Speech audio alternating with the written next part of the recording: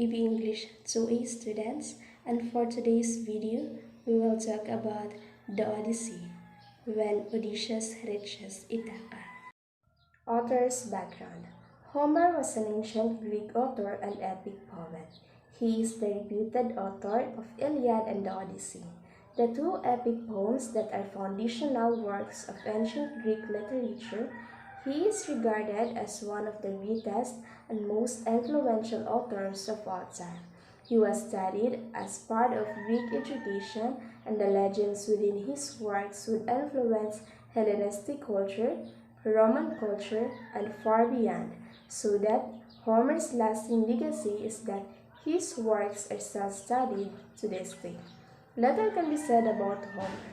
Ancient Greek tradition, as well as a study of the language and style of the poems, indicates that he probably lived and wrote sometime in 8th or 9th centuries BC, but no more definite date can be determined.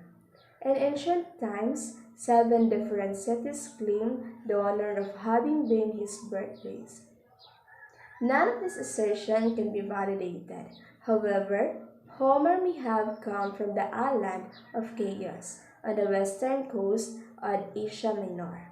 In earlier times, a family of the same name lived there and claimed he is an ancestor, and devoted themselves to the recitation of his works. Whether he came from Chios or not, it is highly probable that Homer was a native and resident of some part of eastern Greece, of Asia Minor. Of the dialect they use in his works is that of Ancient Greeks. Background of the work. The Odyssey, written sometime in the 8th century BCE, although some scholars would place it in the 6th century BCE, is an epic poem of more than 12,000 lines organized by scholars in Alexandria into 24 books. The Greeks thought its author Homer was from Chios or Ionia and credited him with both this book and its prequel, the Iliad, the two masterpieces of Greek literature. They also thought him the greatest ever writer and referred to him simply as the poet.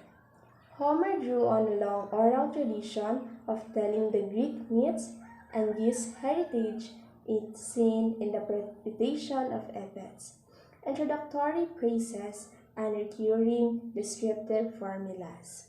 Some scholars see the Odyssey as the work of Homer in later life, hence the slightly different subject and style compared to the Iliad. Other scholars maintain that it is the work of another author precisely because of these differences. The issue is unlikely ever to be resolved. The poem covers the voyage of Odysseus, the mythical king of Ithaca, in his return home from the Trojan War in Anatolia. The Greeks had finally sacked Troy after a 10 years siege, but their ruthlessness in doing and endure the work of the gods. Their voyage is the Grand Fleet was to be hit by storm and Mr. June, the none more so than the ship of Odysseus. Reading of the poem.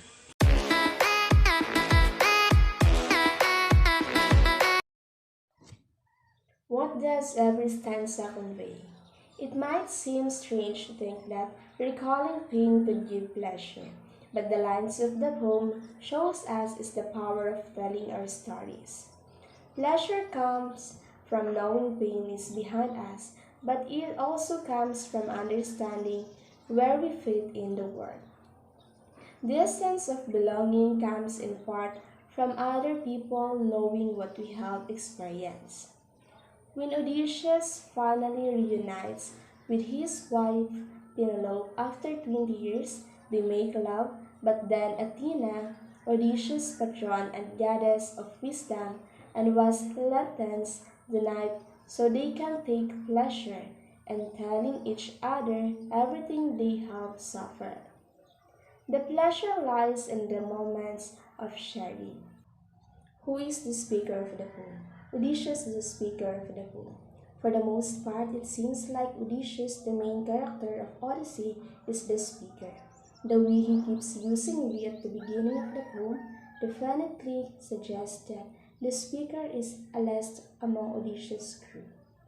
When you think about it, the speaker use of we in the opening lines of the poem might actually be including you, the reader, as a member of Odysseus' crew. What is the tone and mode of the poem?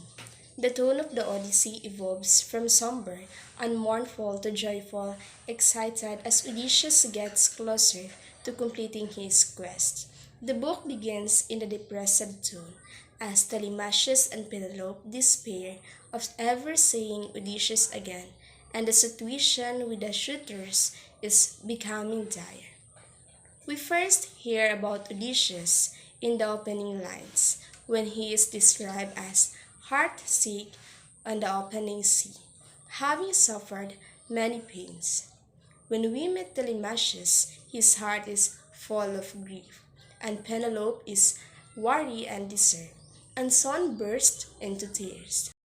These characterizations create a tone that is mournful and pessimistic despite Athena's assurances that Odysseus is still alive.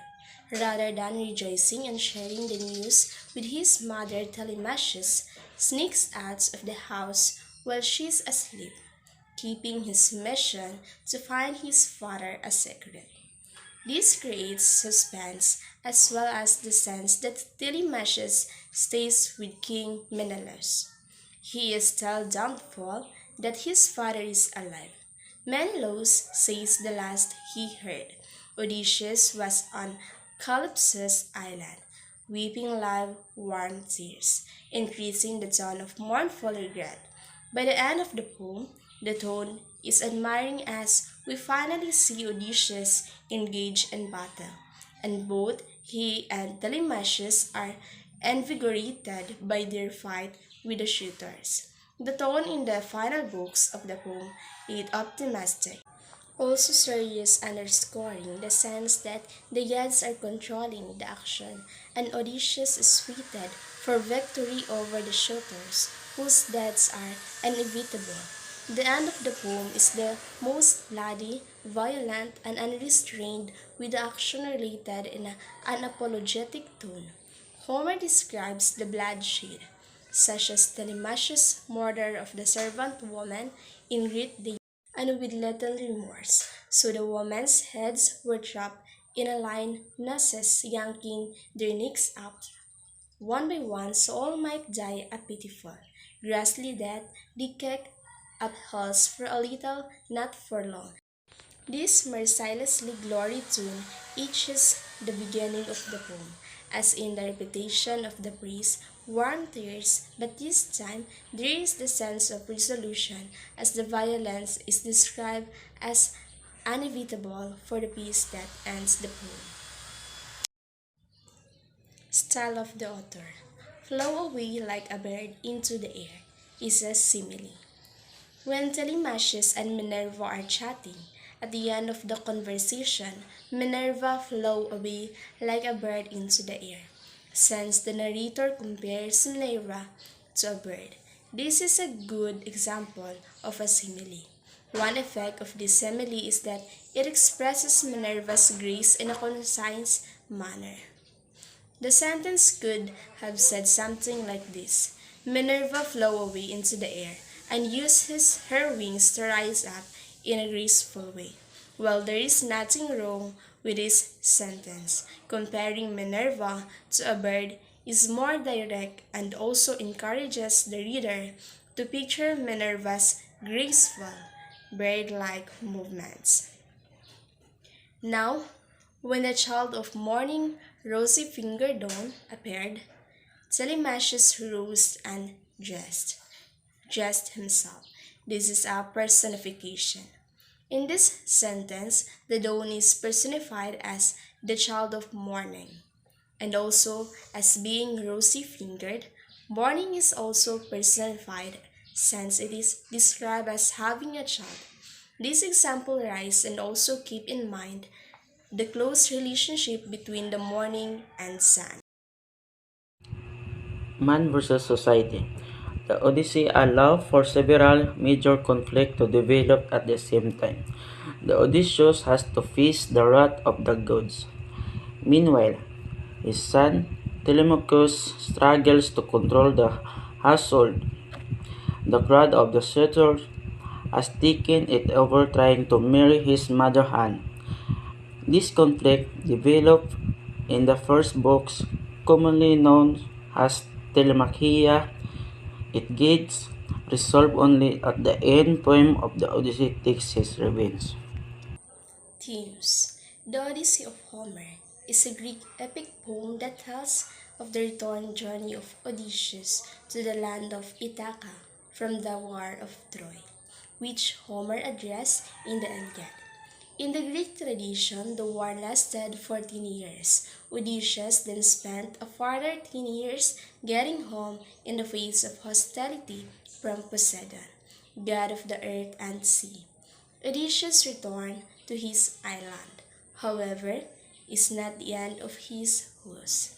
He finds that 108 young men from the local vicinity have invaded his house to put pressure on his wife Penelope to marry one of them. A stalemate exists, and it is only resolved by a bow contest at the end of the poem, which then leads to a slaughter of all the suitors by Odysseus and his son Telemachus. Peace on the island is eventually restored through the intervention of Athena, goddess of wisdom, victory, and war. Cultural implications. The Odyssey reveals many aspects of ancient Greek life and culture through character and plot, though each of the tales circling the life of Odysseus and the Greek people. Homer depicts the history, legends, values, and merits of the ancient Greeks. Greek culture is known to be one of the most flavored and thorough in history, and each facet of it from religion to ideology to mentalities and beliefs. The Greek valued intelligence and wit very strongly. The Odyssey offers countless examples of this. In fact, Odysseus himself gets out of many doubt situations and conquers many obstacles with his wit and cleverness. Feasting was commonplace at the time. The shouters are constantly feasting, hosting, drinking contents, and so on. Finally, perhaps the most vital and well-known aspects of Greek culture it is religious beliefs and ideologies. Deeply fused in the gods, the Greeks believed that Zeus guarded the world with other Olympian gods, and these higher beings determine each individual's future. Fate and destiny were believed in, and sacrifices were constantly committed in order to please the gods and gain their favor. Prayer to the gods for aid and help were common. Prophecies were numerous, although accurate ones were rare. And of course, the Greeks believed in the underworld, a dreadful land with Hades and its rules. The Odyssey being in the Greek lifestyle is naturally filled with references to these religious beliefs and thoughts. Odysseus and his companions often made sacrifices to the gods. He visits the underworld to speak with blind prophet Tiresias who accurately predict Odysseus' travels. Because of the prophet's words, Odysseus is able to make his journey safely. As for general point of view on life, the Greeks were extremely optimistic. They believed strongly in the strength of justice and that righteousness would always prevail over evil. And that would be all. Thank you and God bless everyone. In the future.